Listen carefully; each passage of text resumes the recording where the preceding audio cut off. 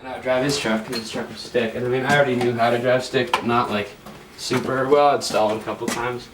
By the end of the summer though, I had that down like to a T. On December 4th, 2014, I got in a pretty serious car accident. I was out duck hunting and I came around a corner and it was super icy and snowy, and I actually slammed on the brakes in my waders and had like no feel in my feet. So I hit the brakes too hard and started to slide, and when I went over the edge of the cliff or embankment, I basically launched my truck about 20 or 30 feet out and about 6 or 7 feet off the ground. And when I hit the ground, I started to roll. And really, that's when I realized how important it is to wear your seatbelt, because if I wouldn't have been wearing my seatbelt, the officer that showed up on the scene told me that my whole body would have flown out my driver's side window as it broke on the way down, and I probably would have been crushed by the car. Okay, here's what happened. Guys, or mom, I came around this corner, hit this patch of ice, hit the brakes. These are my tire marks, and there's the truck all the way down there. And I rolled down that hillside right there. Alright, this is where the truck ended up. Here's the embankment that I rolled it down. I was coming this way and I hit a batch of ice and I rolled all the way down here and I flipped 2 or 3 times. I don't know. And I remember, like, right when I crashed, I mean, in one sense, I was upset about the truck, but at the same time, I was just like, holy shit, I'm alive. Like, I don't really care about the truck at this point, the truck is totaled. The morning after that was pretty weird. Like, everybody was texting me, I'm so happy you're all right. I can't believe what happened. You're so lucky to be alive. And, a couple of my buddies even said, I'm sure you're having like the shittiest day of your life, realizing that like you destroyed your dad's truck and, you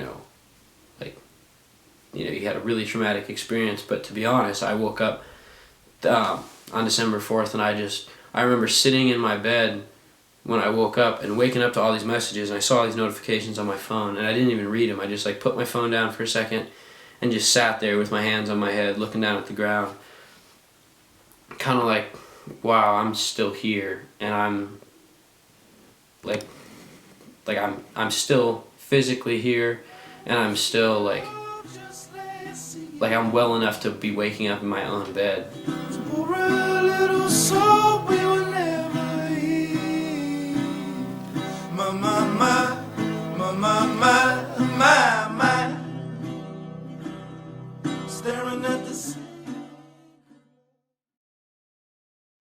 Do you believe in fate?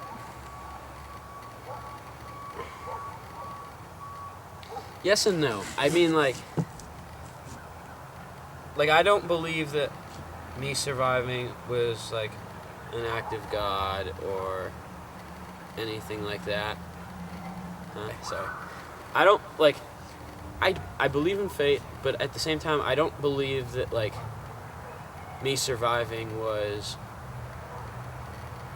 like, maybe specifically like people that would say, oh, it's an act of God, like God saved you. I don't know if I believe that, but I also don't think it was just coincidence that I survived. You know what I mean? Like, I don't think it was just dumb luck, because like it doesn't happen. You know what I mean? I mean, it does, but like, I don't know. Like, I rolled my truck like 150 feet down an embankment. My driver's side window broke on the way down. My arm flew out and I pulled it back in.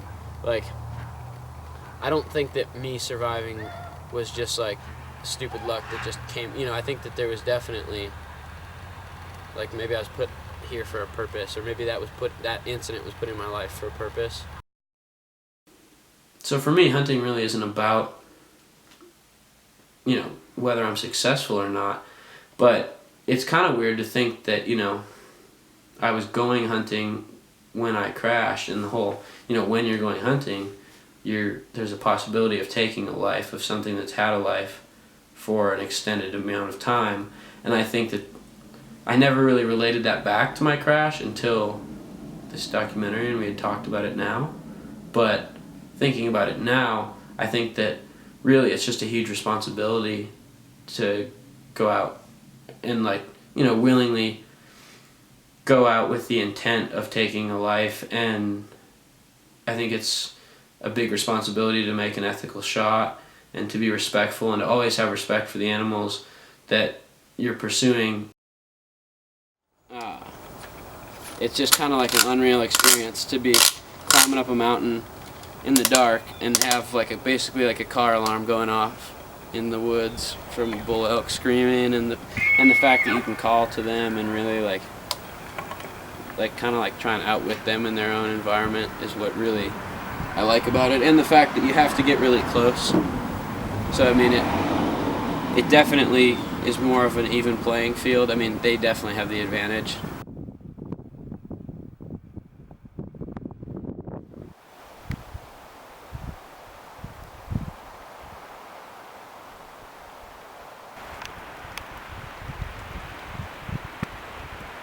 But I mean, if hunting is about killing something to you, then you're doing it completely wrong, in my opinion.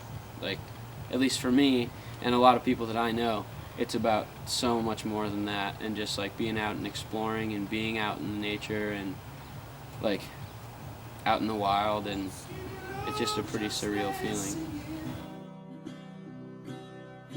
For a little soul we will never heed.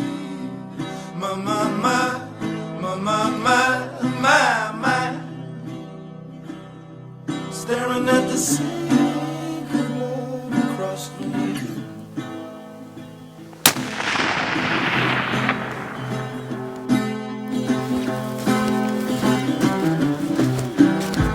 Somebody love to wreck it all. Cut out all the ropes and let me fall. My.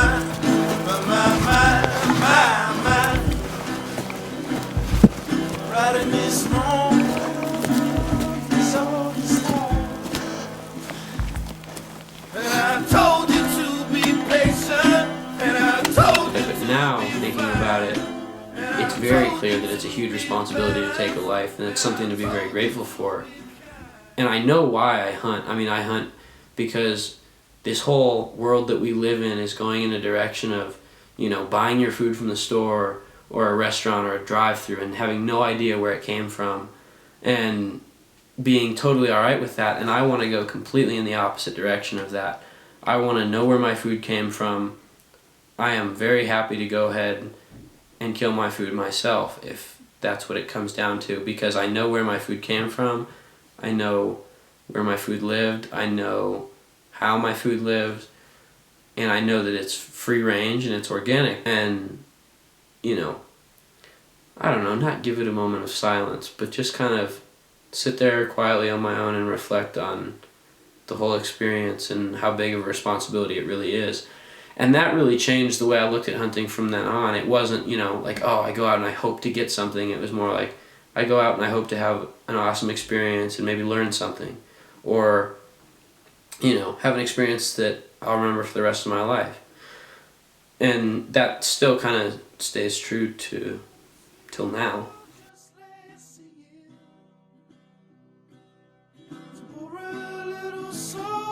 I guess as the years progressed, I really didn't think about it for a while. Like, I just tried to kind of put it behind me and, you know, just go about my life. But the last like week or so, it's really kind of like been on my mind the whole time to think that, you know, that's crazy that was a year ago tomorrow. And all the experiences that I've had in the last year with my family, my friends, you know, girls, anything, you know, just like people that I've had experiences with over the past years, or over the past year, has just been, you know, it hit me this last week that there's a possibility, or there was a possibility, that would have not existed if I wouldn't have been alright in the crash.